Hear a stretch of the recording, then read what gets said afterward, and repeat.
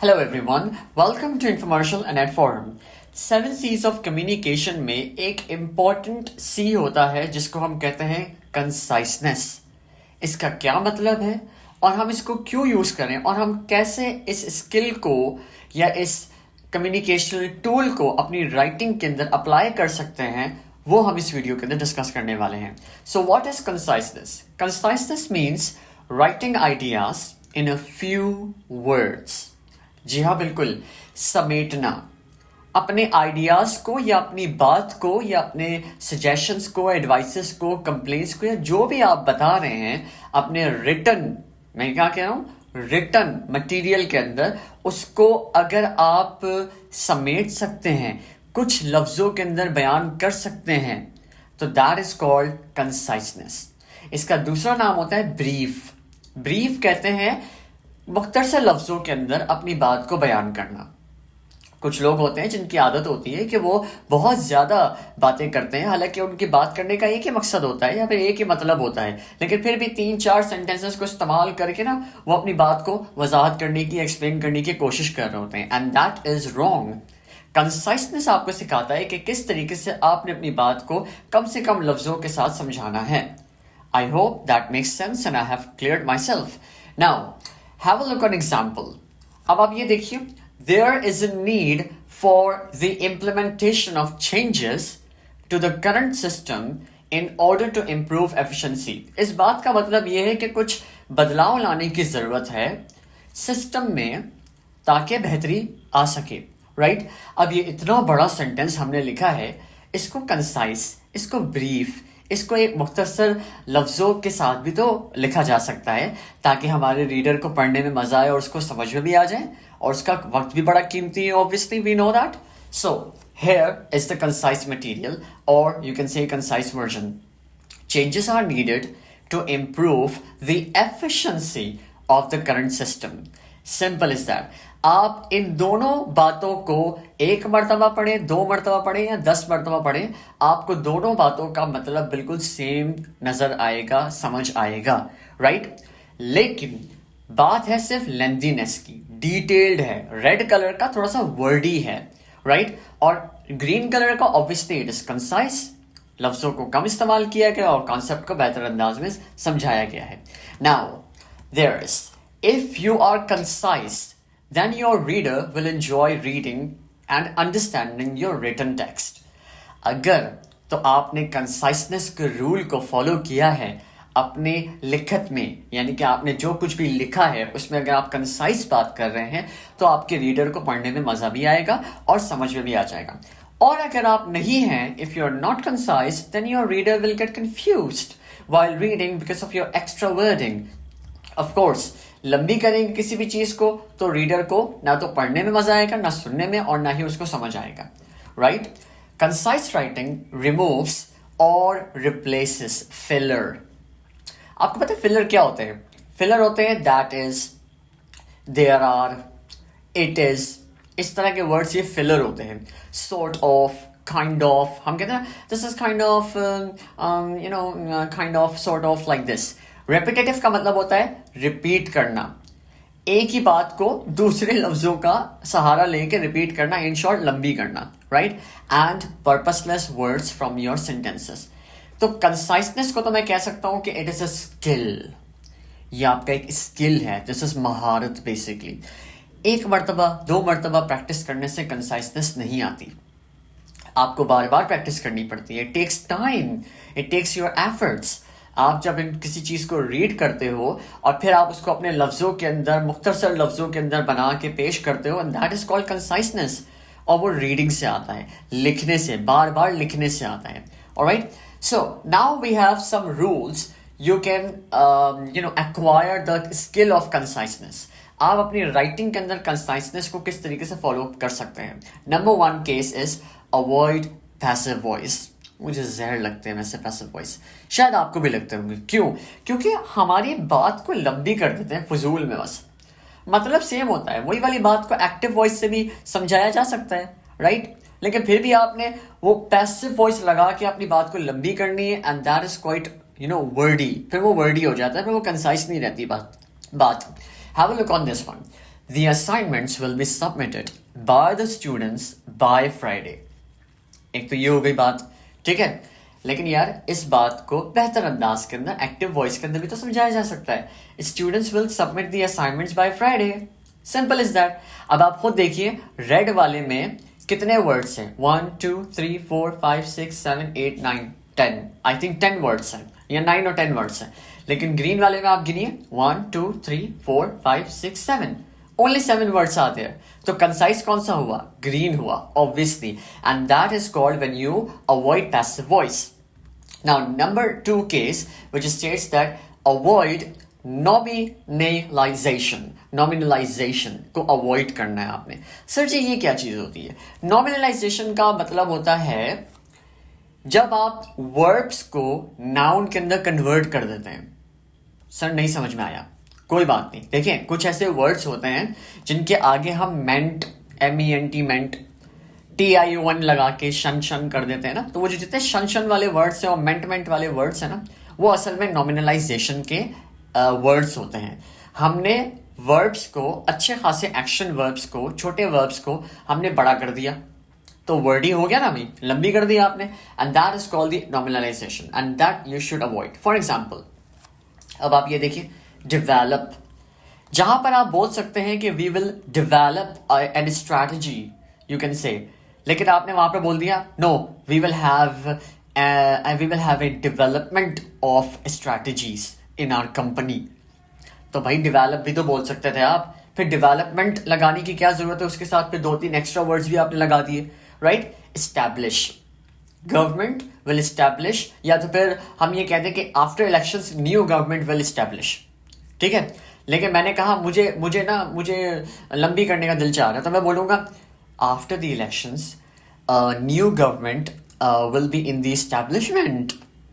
अरे भाई एस्टैब्लिश से भी तो काम हो सकता है ना, तो एस्टैब्लिशमेंट क्यों बोल रहे हैं आप? एक्वायर को आपने कर दिया acquisition, right, that is called, and it is also called as normalisation. जो है वो दूसरा नाम होता है उसका ब्यूरीड वर्ब्स, इसको ब्यूरीड वर्ब्स भी कहते हैं।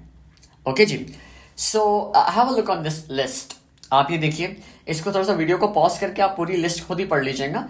कंडक्ट अ डिस्कशन ऑफ, भाई हमने कहा we will conduct a discussion of COVID-19। आप सिंपली ये भी तो कह सकते थे we will discuss COVID-19, simple is that, right. अब आपने रिडक्शन, आप उसको रिड्यूस भी बोल सकते हैं। Engage in the preparation of को आप सिंपल ये भी कह सकते हैं कि वी विल प्रिपेयर। जैसे कि आप बोल सकते हैं, अभी आप प्रिपेयर कर रहे हैं ना अपने आप को एग्जाम्स के लिए, तो आप बोल सकते हैं sir we are engaged in the preparation of our exams. अरे भाई इतनी लंबी करने की क्या जरूरत है, आप सिंपल ये बोल दीजिए we are preparing, sir we are preparing, simple is that, right. So that is called nominalisation का एरर, जो कि आप अवॉइड करना चाहिए आपको। Now have an example of this, the police will conduct an investigation of the theft. देखिए कितना बड़ा सेंटेंस है। मैं सिंपली इसको ये भी तो कह सकता हूं, the police will investigate the theft. दोनों का मतलब तो एक ही है, लेकिन पहला वाला जो है वो रेड कलर वाला वो वर्डी है।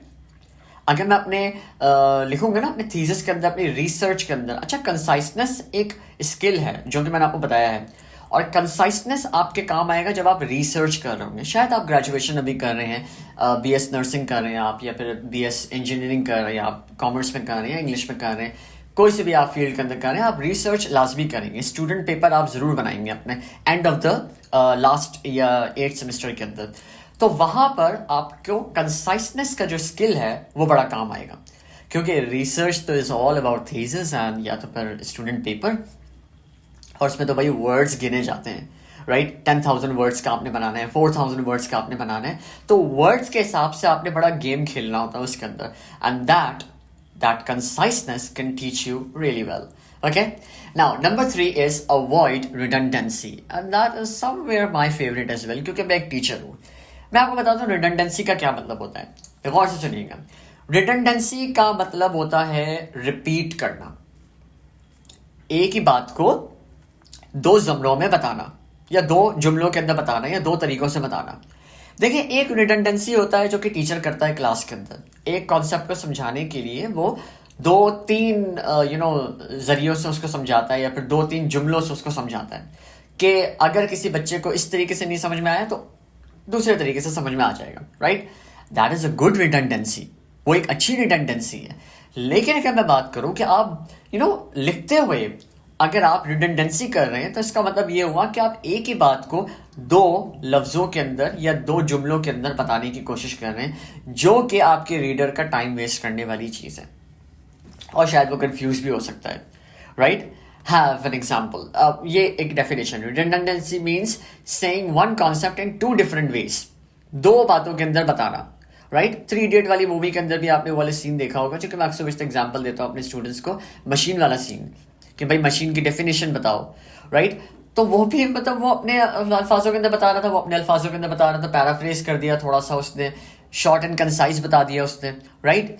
लेकिन वो जो सर थे उनको शायद बुकिश लैंग्वेज पसंद थी, तो obviously that's called somewhere conciseness definition applies over there. Then you have a sentence, इसको जरा पढ़िएगा। Many uneducated citizens who have never attended school continue to vote for better schools. इसके अंदर रिडंडेंसी क्या है, रिपीट क्या हुई ये बात? Yes, I got to know. Many uneducated citizens जब आपने बोल ही दिया है तो who have never attended school लगाने की क्या जरूरत है भाई? अच्छा, जैसे हमें तो पता ही नहीं है ना कि अनएजुकेटेड लोग वो होते हैं जो स्कूल कभी नहीं गए होते। अरे भाई हमें मालूम है मैनी अनएजुकेटेड सिटीजन्स, अनएजुकेटेड वही लोग होते हैं जो कि कभी स्कूल नहीं गए होते। तो ये जो रेड कलर के अंदर मैंने लिखा है, ये लिखने की क्या जरूरत है? इसको हटा दो भाई, कंसाइसनेस का रूल फॉलो करो, right? So that will create a conciseness, concise material in your writing. तो ये रिडंडेंसी है। और एक और एग्जांपल देता हूं मैं आपको। कुछ ऐसे लोग होते हैं जो एग्जैजरेट करते हैं चीज़ों को बताते हुए ना, बड़े बड़े मतलब लंबी कर रहे होते हैं थोड़ी सी, और फिर ताकि हमारी बात के अंदर वजन पैदा हो। लेकिन वो क्या बोलते हैं, फॉर एग्जाम्पल, यार सच्ची में मैंने अपनी आंखों से देखा था यार, सच्ची में। अरे भाई हमें पता है आंखें ही देखती हैं, ऑब्वियसली आपने अपनी आंखों से ही देखा होगा, तो ये आंखें लगाने की क्या जरूरत है? या तो फिर आप सिंपली बोलते हैं मैंने देखा था, नहीं मैंने अपनी आंखों से देखा था। तो हमें मालूम है ऑब्वियसली कि आंखें देखने का काम करती हैं, और ऐसा नहीं है कि पार्ट टाइम कान भी कभी कभार देखते हैं। No, it's not like that, that's called redundancy. Okay जी, now have an example, this is the list. अब आप ये थर्ड वाला जरा देखिए, 4 AM इन द मॉर्निंग। अब ये कोई बहुत ही जीनियस इंसान है जिसने लिखा है 4 AM इन द मॉर्निंग। और फिर आगे लीन वर्जन आप देखिए जो कि करेक्ट है, वो है 4 AM सिंपल। भाई अगर मैं आपसे कहूँगा बेटा can you please bring a mango shake for me, क्या आप मेरे लिए मैंगो शेक लेकर आ सकते हैं? और फिर मैं आपको ये बोलूँ अच्छा अच्छा पता है मैंगो शेक क्या होता है? वो जो नहीं, वो दूध में बनता है, उसमें आम भी डलते हैं, वो पीला पीला हो जाता है, और फिर चीनी भी होती है उसके अंदर, मीठा मीठा, वो लेकर आना। अरे भाई सर हमें पता है आपने मैंगो शेक मंगवाया, ऑब्वियसली हम मैंगो शेक लेकर आएंगे। लेकिन अगर मैं उसको ये भी बता रहा हूँ कि दूध डलता है, मैंगो डलते हैं, पीला हो जाता है, चीनी डलती है, दैट्स कॉल्ड रिडंडेंसी। ओके जी, if I'm calling you at 4 AM, so obviously you will come in the morning, right? That's called like that. ये आप एक लिस्ट एक मरतबा पढ़ लेंगे, आपको समझ में आ जाएगा। Now moving towards the fourth and the last case, and that is called as avoid expletive constructions. बड़ी आसान है, जितना मुश्किल इसका मोटा नाम है ना, उतना ही आसान इसका कॉन्सेप्ट है। सर जी क्या होता है? That is, there is, there are, it is, ये जो हम लगाते हैं ना अपने सेंटेंस के अंदर फजूल में, ये जब भी हम लगाते हैं ना तो हमारे सेंटेंस के अंदर एक्सप्लेटिव कंस्ट्रक्शंस बढ़ जाती हैं, यानी कि कंसाइसनेस हमारी खत्म हो जाती है, कंसाइसनेस की टांगें टूट जाती हैं basically, right? How? Have a look on this one. There are 50 seats granted by the council. हमें अपने एजुकेशन काउंसिल से 50 सीट्स मिली हैं। तो जनाब आप सिंपल इसको आसान लफ्जों के अंदर ऐसे भी तो बोल सकते थे, 50 seats are granted by the council. Simple is that. ये देयर आर लगाने की क्या जरूरत थी आपको? तो देयर आर लगाने से वर्डी हो गया आपका सेंटेंस, लेकिन देयर आर हटाने से आपका सेंटेंस कंसाइज हो गया। अच्छा लग रहा है, वर्ड्स में आप देखिए छोटा हो गया है, राइट? और समझ में भी आ रहा है। Simple is that. Now let's have a look on quiz. The first question to you is which of the following sentences is the most concise. आपसे एग्जामिनर पूछ सकता है कि 4 ऑप्शन में से जरा मुझे बताइए कौन सा वाला ऑप्शन जो है वो सबसे ज्यादा कंसाइज है।